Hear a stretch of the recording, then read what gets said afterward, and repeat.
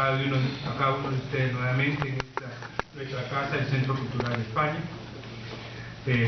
Ahora nos toca presentar dos libros,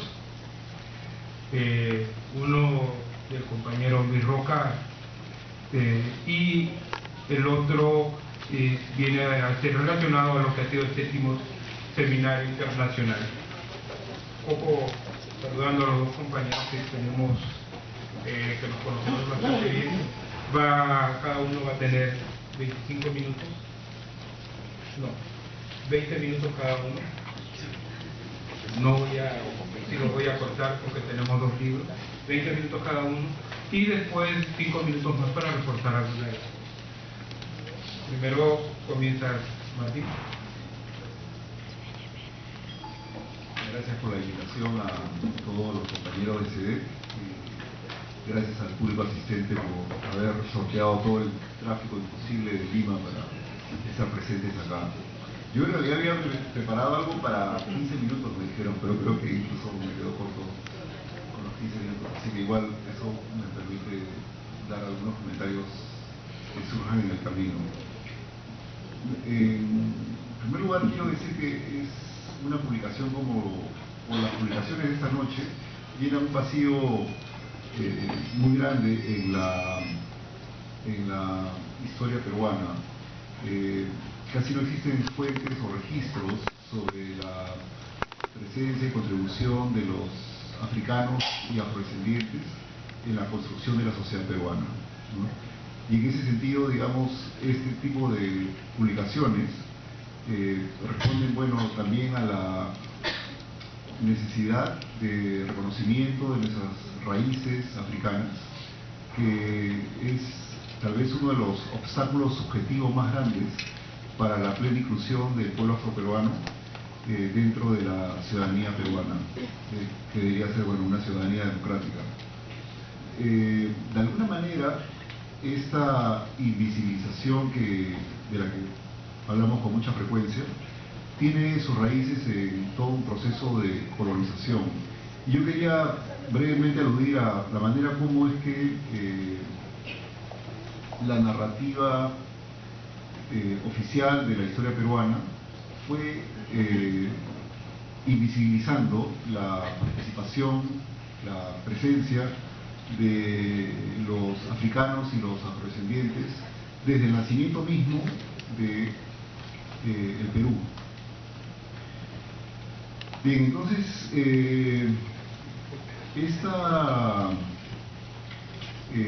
digamos, este proceso de invisibilización tiene que ver con un protocolo que es visible en las crónicas y también en los textos de historia republicana, seguido más o menos por los cronistas e historiadores, con respecto, digamos, un protocolo de tratamiento a las personalidades con identidades africanas o afrodescendientes o relacionadas con ellas.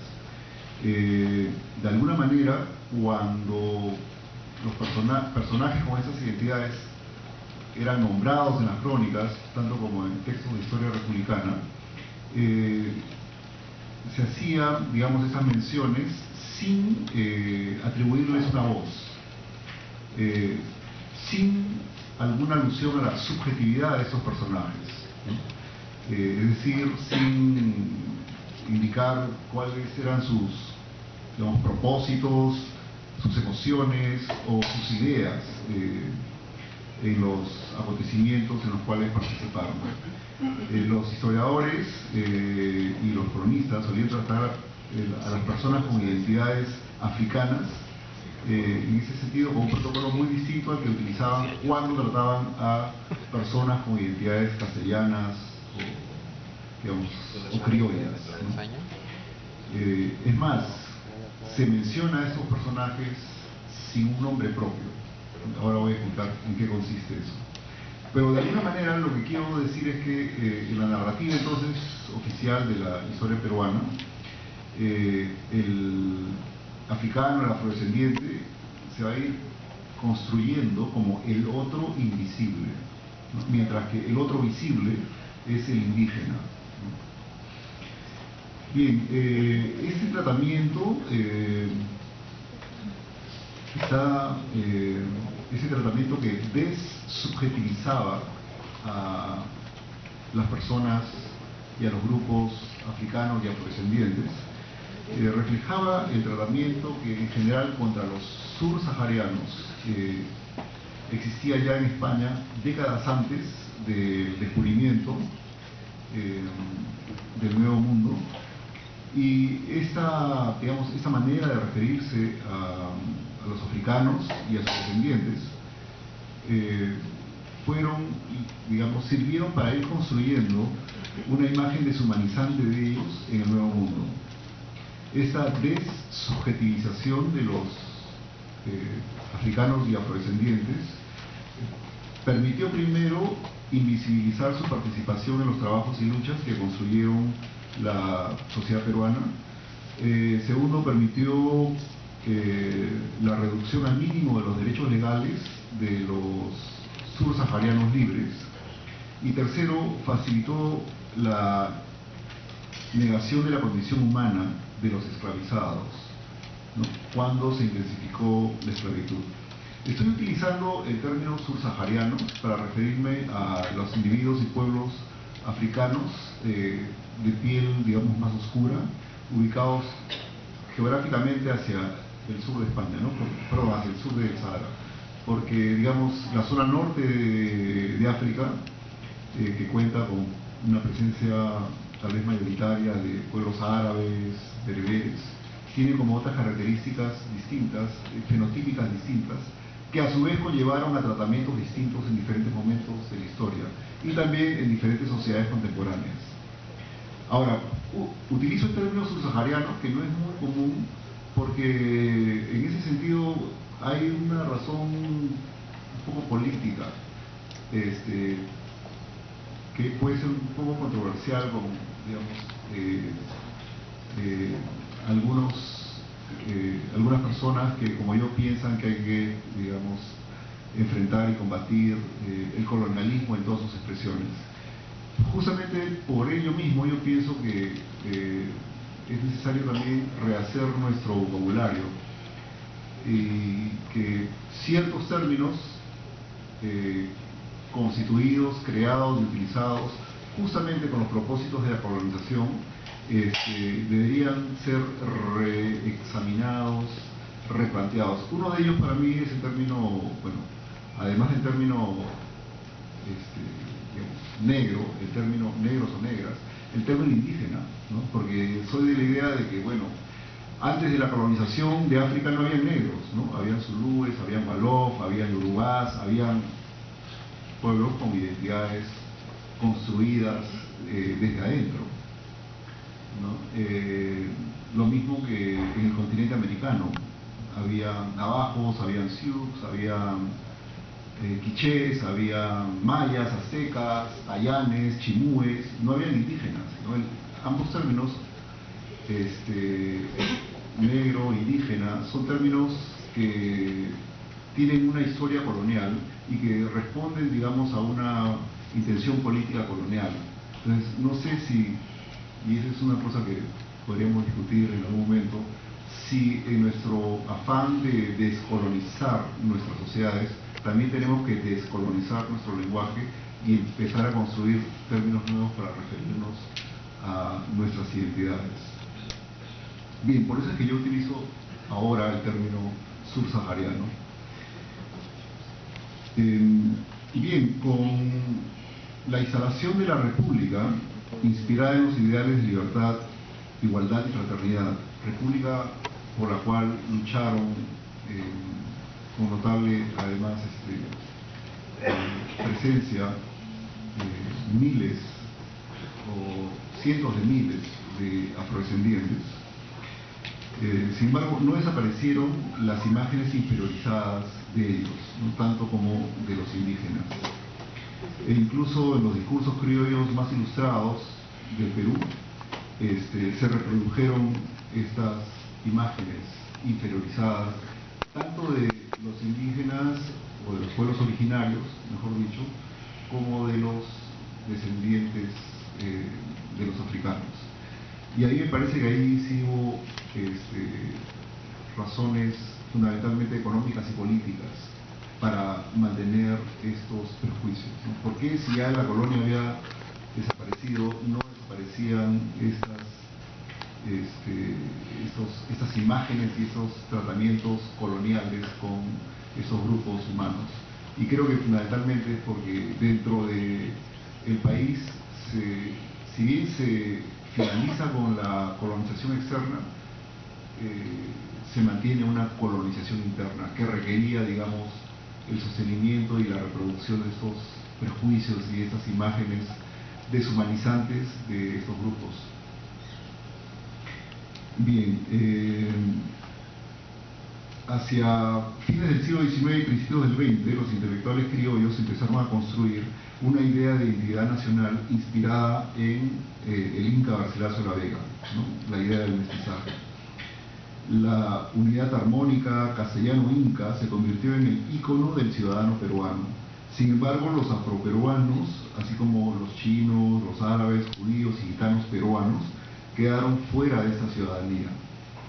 Como muestra de que las afirmaciones que estoy haciendo esta noche tienen algún sustento, voy a indicar algunos pasajes de las obras de Cieza, de León, de Garcilaso, del Inca Garcilaso de la Vega y de José de la Riva Huevo y Jorge Basadre para mostrar, digamos, respaldar lo que he dicho. Hay un pasaje en la tercera parte de las crónicas de Pedro Cieza de León, donde se narra la primera visita que hacen miembros de la expedición española a una ciudad ubicada en el territorio que luego vamos a denominar Perú, que es Tumbes. Esta delegación estuvo compuesta por dos hombres, ¿no? Y Cieza de León se refiere así. El capitán, es decir, estoy citando ahora a Cieza, en este caso el capitán es Pizarro, mandó a Alonso de Molina y a un negro que fuese. Esta es la primera delegación de la expedición española que va a visitar una ciudad en el Perú. Y han sido invitados además por el curaca de esta ciudad de Tumbes, ¿no? Pero Cieza entonces dice, envió a Alonso de Molina, ¿no? Una persona con una identidad o un nombre reconocido, sobre el cual además luego da mayores informaciones biográficas, y a un negro. ¿Quién fue esa persona? ¿Qué nombre tenía? ¿Qué historia tenía? Eso jamás se dice, ¿no? Casos así se repiten en la crónica de Cieza, y no con mucha frecuencia, porque no con mucha frecuencia cita a personas con una identidad africana, digamos, en las crónicas. Pero hay momentos en que es imprescindible hacerlo, como en este caso, porque la delegación solo la acompañan dos hombres. Y además porque sucede en esa visita un hecho sorprendente para Cieza, ¿no? Y es que, según narra él, la persona que concentró toda la atención de los pobladores de Tumbes no fue, digamos, Alonso de Molina, sino el negro, ¿no? Porque para ellos fue tan sorprendente que incluso lo lavaron, ¿no? Trajeron unas tinajas con agua y lo lavaron, y se maravillaban al ver que el color que traía era natural y que no era artificial, ¿no? Entonces estaban, digamos que, maravillados con esa persona. Es más, Cieza dice, pero todo era nada para el asombro que hacían con el negro. Ahora, también hay que pensar que si Pizarro enviaba a este hombre a Tumbes como representante de la delegación, era porque había, digamos, una inteligencia, una competencia en el castellano, una confianza, digamos, que usualmente las crónicas no reflejan con respecto a las personas con una identidad africana. Y lo más otra cosa que es interesante con respecto a este hecho es que esto sucede luego del cisma de la isla del Gallo, donde supuestamente, según todas las narrativas, hay 13 valientes españoles que deciden continuar con la expedición. Pero no hay ninguna lista de estos 13 personajes que mencione que había un africano entre ellos, ¿no? Entonces, es más, se han dado los nombres de los 13 y ninguno era africano. Lo cual significa entonces que además de esos 13, habían africanos. O algún, y tal vez no haya sido el único. Pero sin embargo, no habían sido mencionados antes, ¿no? Este es un ejemplo de cómo se va construyendo esta invisibilización de los africanos y de su presencia, digamos, en el continente, en el nuevo continente. Bien, en el caso de Inca Garcilaso de la Vega, digamos, como todos conocemos, afirmó su mestizaje frente a un imperialismo cultural que denigraba a lo indígena.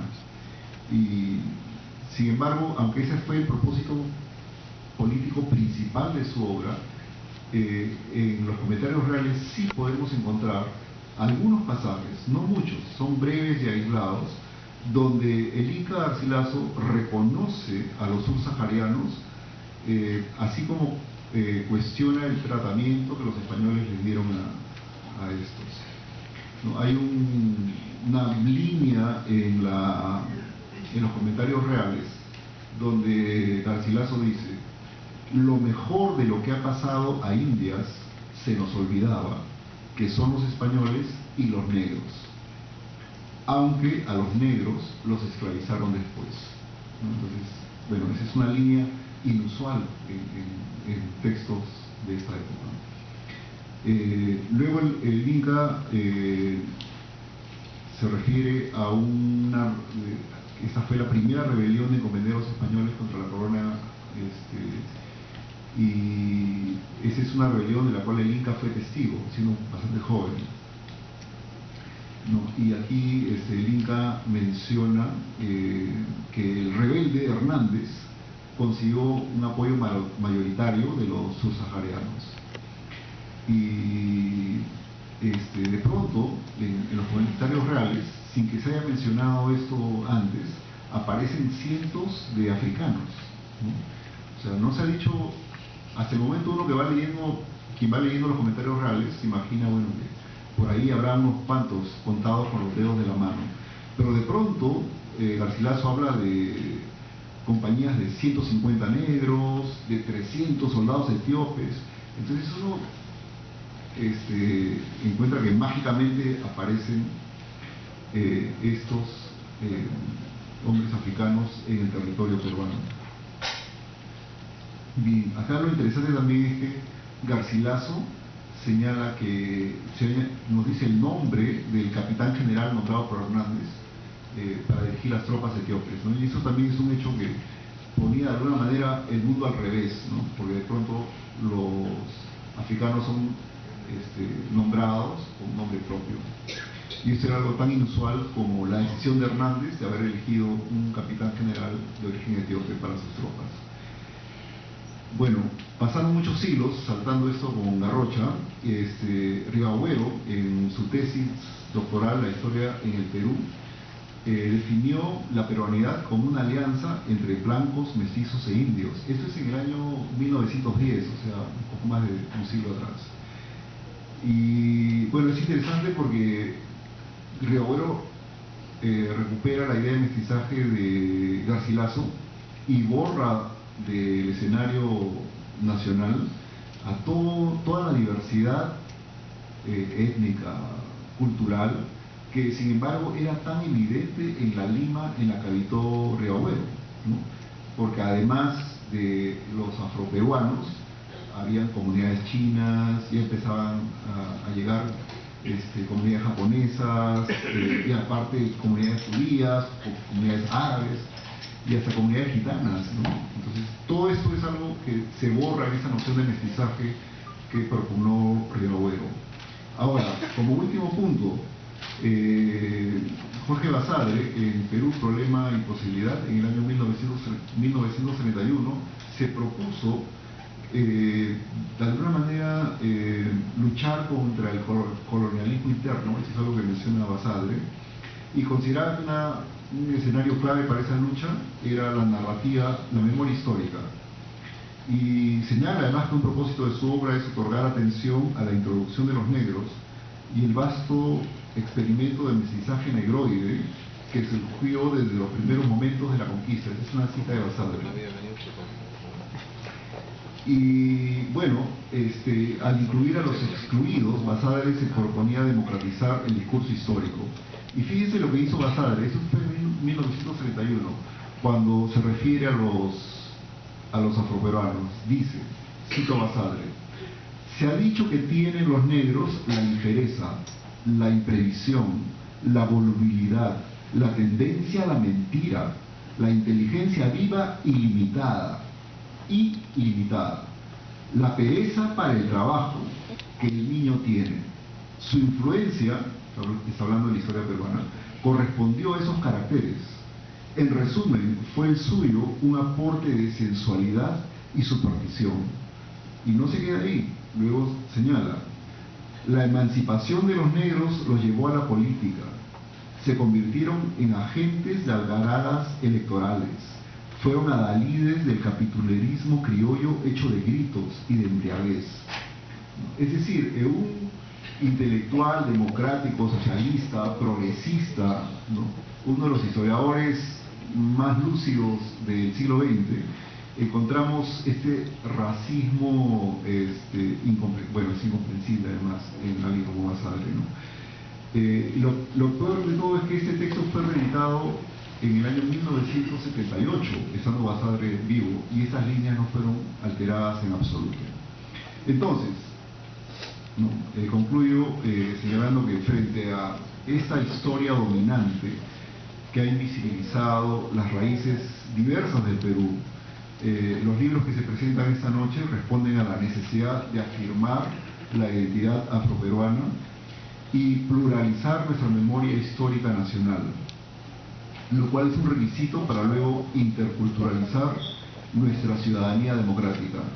El dar a conocer las experiencias históricas de los afroperuanos a través de las vidas de poetas, cantantes, músicos, maestras, cocineras, luchadores sociales, narradores, narradoras, líderes populares, es una manera de ir abriendo camino hacia la promesa de libertad, igualdad y fraternidad de la vida peruana.